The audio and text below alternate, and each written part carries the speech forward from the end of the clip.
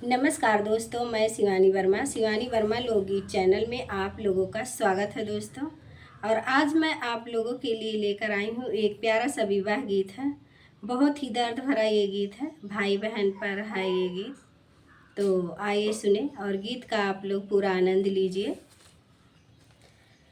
अरे अरे भैया निराधान बहिनी धानई तीनी हो, भैया सात पियरिया लइके आया मान मोरा राख्यऊ हो, भैया पाँच पियरिया लइके आयो यहाँ के मोरा राख्यऊ हो, भैया तीन पियरिया लइके आयो यहाँ के मोरा राख्यऊ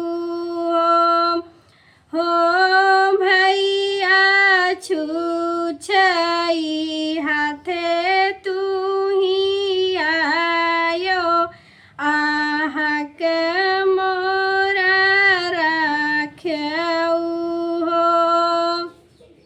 अरे अरे भैया निराधान बहिनी धानई तीनी हो, भैया छुछे हाथे तू ही चलाया यहाँ के मोरा राख्यऊ हो।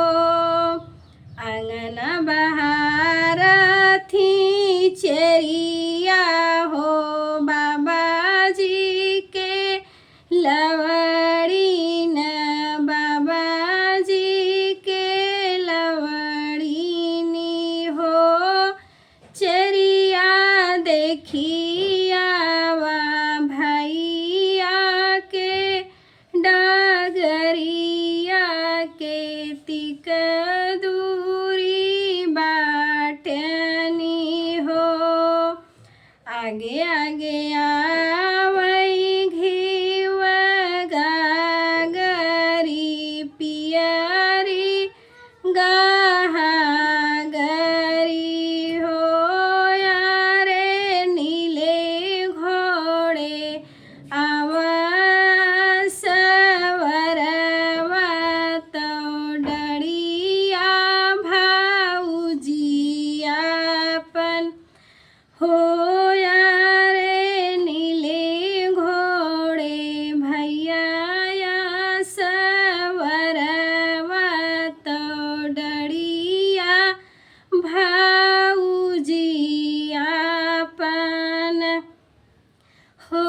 सासु कहाँ उतारू घीव गागरी आउरो पियरी गागरी हो, सासु कहाँ भेटू यापन बीरन भैया तो भौजियापन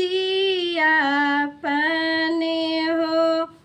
मड़ई उतारो घीव गागरी तो पियरी गागरी हो, बहुहरी शोभावा भेटो यापन भैया तो कोहबर भौजियापन हो, भौहरी सभावा बैठाओ बीरन भैया तो कोहबर भौजियापन। भैया तो बैठे ताकत पर भौजी चा